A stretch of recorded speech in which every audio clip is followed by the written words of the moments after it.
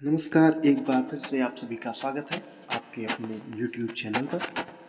जैसा कि हम लूसेंट के क्रमवार अध्ययन आरंभ किए हैं, उसी क्रम में आज यह आपका अगला वीडियो आ रहा है जिसका नाम है मगध साम्राज्य या कह सकते हैं मगध राज्य का उत्कर्ष। देखिए, सबसे पहले हम थोड़ा जान लेते हैं कि प्राचीन समय में जो भारत का नक्शा हुआ करता था कुछ इस प्रकार से था। मैं पूरी तरह से अच्छे से नहीं बना सका हूँ, उसके लिए क्षमा प्रार्थी हूँ, लेकिन फिर भी आप थोड़ा समझ लेंगे। पाकिस्तान अफ़गानिस्तान का उधर क्षेत्र लेते हुए इधर आपका नेपाल, ये नेपाल को छोड़िए, ये वो नेपाल दिख रहा है ऊपर, और इधर देखिए यहाँ तक लेते हुए बांग्लादेश का क्षेत्र लेते हुए, और मौर्य साम्राज्य में तो आप देखेंगे तो और बढ़ गया था। जब अशोका द ग्रेट आते हैं उस समय तो आप देखेंगे कि कहाँ कहाँ उनका शिलालेख कहाँ कहाँ मिला है। तो देखिए, हम उत्तर और पूर्वी भारत में जो उत्तर प्रदेश, बिहार और बंगाल का क्षेत्र माना जाता था, वहीं पर आपका मगध राज्य हुआ करता था। इसे सबसे शक्तिशाली महाजनपद कहा जाता था। मगध राज्य में ही सबसे प्राचीन जो भी हमको इतिहास में पढ़ना है, यहाँ से चालू होता है मगध राजवंश का उदय। अब हम जानेंगे 6वीं शताब्दी ईसा पूर्व में उस साम्राज्य का जहाँ उदय हुआ, वहाँ से हम जानना आरंभ करेंगे और कहाँ तक चलेंगे, एकदम आधुनिक तक आएंगे। कोई दिक्कत नहीं है, क्रमवार अध्ययन ऐसे ही चलता रहेगा। चलिए देखते हैं, एक छोटा सा नक्शा बनाते हैं। बहुत जल्दबाजी में नहीं बनाएंगे, थोड़ा समझ के बनाएंगे। ये देखिए, थोड़ा मैं समझा देता हूँ कि यहाँ पर मगध साम्राज्य का क्षेत्र हुआ करता था। तो देखिए, जो प्राचीन समय में जो ये मगध महाजनपद था, वो सबसे शक्तिशाली महाजनपद माना जाता था। अब आपको बता दें कि अगर प्राचीन समय की बात करें तो एक बृहद्रथ नामक एक शासक हुए जिन्होंने मगध साम्राज्य की स्थापना या संस्थापना कह सकते हैं की। देखिए, इसका स्थान जो है पूर्वी उत्तर प्रदेश, बिहार और वेस्ट बंगाल। 6वीं शताब्दी ईसा पूर्व में मगध साम्राज्य का उत्कर्ष माना जाता है। चलिए आगे जानने का प्रयास करते हैं। जो पहला यहाँ पर वंश आता है वो HSNM एक ट्रिक से बताएंगे, लेकिन यहाँ पर जो मगध साम्राज्य का समय रहता है वो 544 ईसा पूर्व से 185 ईसा पूर्व तक रहता है। देखिए, मैं एक ट्रिक बनाने का प्रयास किया हूँ। HSNM हंसना मना है। सबसे पहले H से आते हैं हर्यक वंश, और उसके बाद S से शिशुनाग वंश, N से नंद वंश, M से मौर्य वंश। तो इस वीडियो में हम नंद वंश तक जानेंगे। मौर्य वंश का एक अलग से वीडियो बनाया जाएगा क्योंकि उसमें बहुत कुछ पढ़ना है। हंसना मना है, यह है ट्रिक आपकी, आप यहाँ से याद कर सकते हैं। चलिए जानते हैं कुछ महत्वपूर्ण चीज़ें जो मगध साम्राज्य के बारे में आप जानने के लिए जिज्ञासु हुए जा रहे हैं।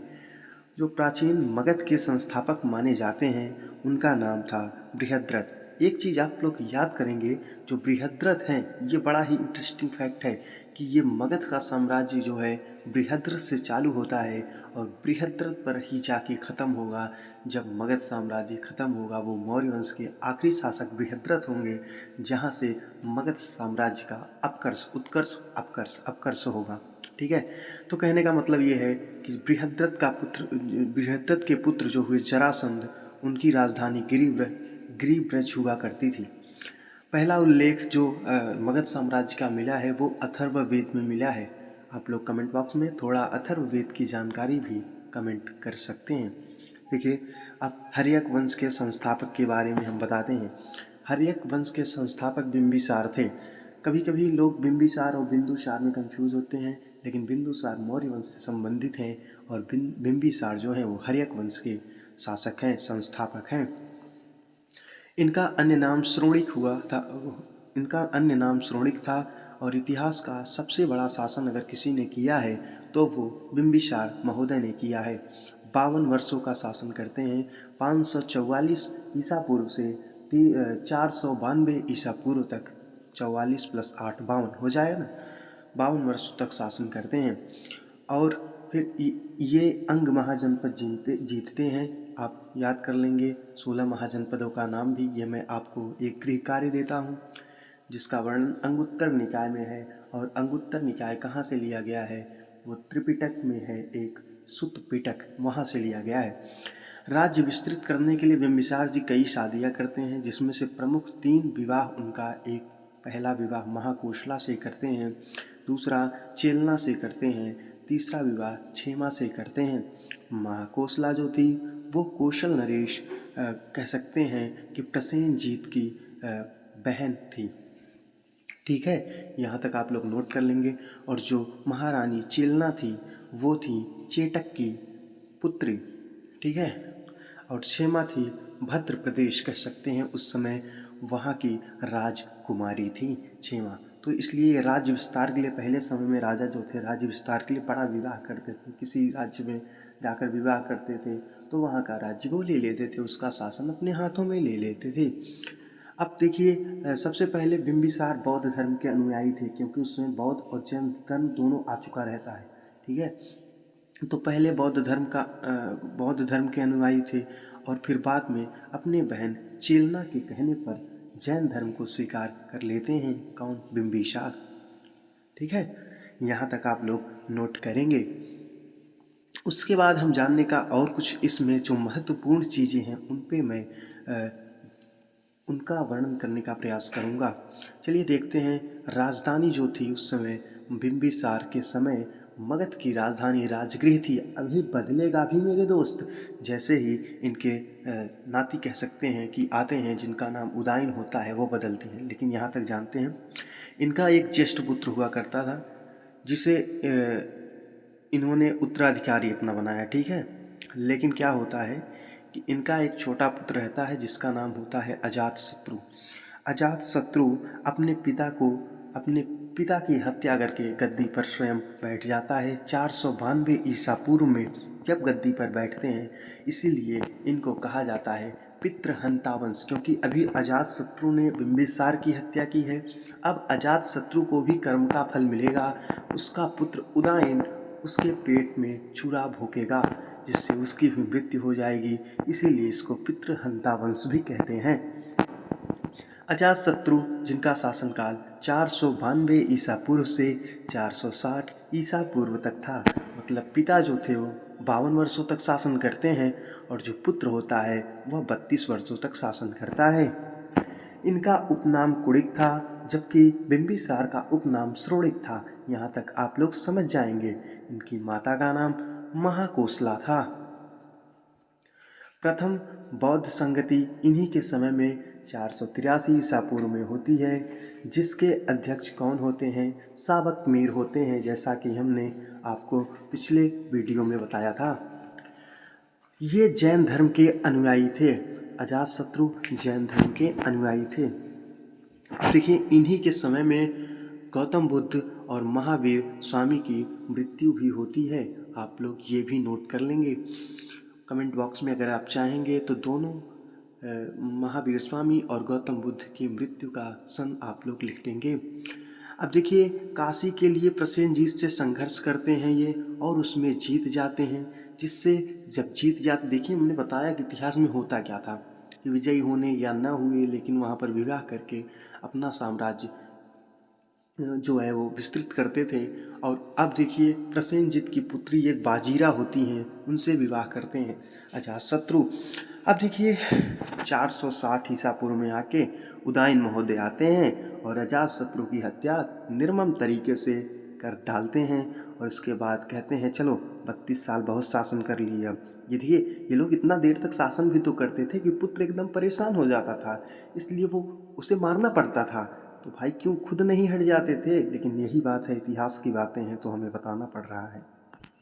पाटलिपुत्र नगर की स्थापना करते हैं उदयन महोदय 460 से 444 ईसा पूर्व तक ये रहते हैं। अब उसके बाद हम जानने का प्रयास करते हैं इनके बारे में जो अब अगले शासक होते हैं। देखिए, अब ये देखिए, नाग दशक जो होते हैं इस वंश में अंतिम शासक होते हैं, जो कि नाग दशक की हत्या 400 कह सकते हैं कि 12 ईसा पूर्व में नाग दशक की हत्या करके उनके मंत्री जो थे 412 ईसा पूर्व में उनके मंत्री शिशुनाग उनकी हत्या करके शिशुनाग वंश की स्थापना करते हैं। ठीक है, यहाँ तक आप लोगों को समझ में आ गया होगा। अब हम जानेंगे शिशुनाग वंश के बारे में। देखिए, शिशुनाग वंश के संस्थापक शिशुनाग ही थे। अब ये देखिए, ये राजधानी अपनी वैशाली बनाते हैं। उदयन कहाँ बनाए थे राजधानी? पाटलिपुत्र बनाए थे। ठीक है, फिर उसके बाद ये आगे चल के ये प्रद्योत को पराजित करते हैं। प्रद्योत को पराजित करके अवंती का जो क्षेत्र है, अवंती को जीत लेते हैं। कौन? शिशुनाग महोदय। अब इसी वंश में सबसे महत्वपूर्ण शासक की अगर हम बात करें तो कालाशोक महोदय जी हैं। कालाशोक, देखिए अब इनका थोड़ा मैं समय लिख दूँ, 412 से 394 ईसा पूर्व तक इनका शासन था। अब कालाशोक का जो शासन था 394 ईसा पूर्व से लेकर 366 ईसा पूर्व तक था। इन्हीं के समय में दूसरी बौद्ध संगति 383 ईसा पूर्व में हुई थी, जिसके अध्यक्ष कौन थे? शाबतमीर। ठीक है, यहाँ तक आप लोग नोट कर लेंगे। मैंने तभी पीछे बताया कि जो पहली बौद्ध संगति हुई थी उसके अध्यक्ष जो हमने बताया था वो गलत था। उसको आप लोग थोड़ा बना लेंगे कि पहले के दो अध्यक्ष थे, उसके अध्यक्ष महाकश्यप जी थे पहले वाले के, तो यहाँ पर आप लोग थोड़ा बदल देंगे। अब देखिए, इनके 10 पुत्र होते हैं कालाशोक जी को, और अंतिम पुत्र का नाम इनके नंदीवर्धन था, जो कि अंतिम शासक हुए इस वंश के। अब उसके बाद नंदीवर्धन जो होते हैं उनकी हत्या करके, देखिए अब नंदीवर्धन की हत्या कौन करेंगे? आप लोग ध्यान देंगे, महापद्मनंद उनकी हत्या करके नंद वंश की नींव डालते हैं मगध साम्राज्य पर।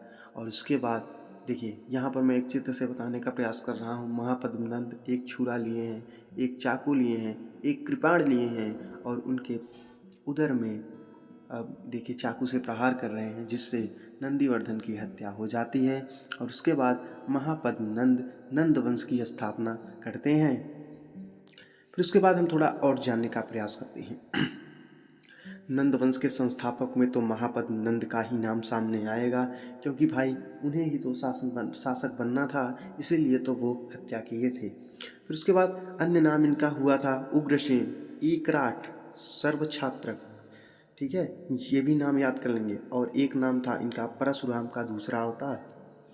परशुराम का दूसरा अवतार भी इनका नाम था उग्रसेन, एकराट, सर्वछात्रक, परशुराम का दूसरा अवतार। ऐसे नामों से इनको जाना जाता है। अब देखिए, इन्हीं के समकालीन एक बहुत ही विद्वान व्यक्ति हुए जिनका नाम था पाणिनि, जिन्होंने अष्टाध्यायी की रचना की थी उसी समय में। किसके समय में? आप कहेंगे महापद्म नंद के समय में। उसके बाद नाम आता है घनानंद का। घनानंद की बात करें तो जैसा कि आपने एक इनके बारे में छवि भी बनाई होगी, चंद्रगुप्त मौर्य से अगर संदर्भित करके आप इनको समझेंगे तो एक बड़े ही खुशमिजाज रंगीन, एक ऐशो आराम की ज़िंदगी जीने वाले शासक घनानंद, जिनके एक बार देखिए इन्हीं के समय में सिकंदर का आक्रमण होता है 326 ईसा पूर्व में। इनका अन्य नाम अग्रमीज था। ठीक है, अब देखिए इन्हीं के समय में, देखिए ये मैं एक चित्र से समझाने का प्रयास कर रहा हूँ। घनानंद सिंहासन पे बैठे हुए हैं, नृत्यांगनाएं नृत्य कर रही हैं, और खुद सुरा सोम रस का पान कर रहे हैं। अब इधर से चाणक्य जी आते हैं, लेकिन वो उनको भरे दरबार में अपमानित कर देते हैं, जिसके कारण चाणक्य जी ने एक प्रण लिया कि हे घनानंद, मैं तुम्हारे इस पूरी तरह से साम्राज्य का विध्वंस कर दूंगा, और नए शासक को जब तक नहीं ला दूंगा तब तक मैं चैन से नहीं बैठूंगा। उसके बाद चाणक्य जी जो है मौर्य वंश के एक बहुत महान शासक का चुनाव करके चंद्रगुप्त मौर्य को लाते हैं। उसके बाद मगध साम्राज्य, मौर्य वंश की नींव पड़ जाती है। इसी के साथ हम आपसे विदा लेते हैं। जैसा भी हो कमेंट बॉक्स में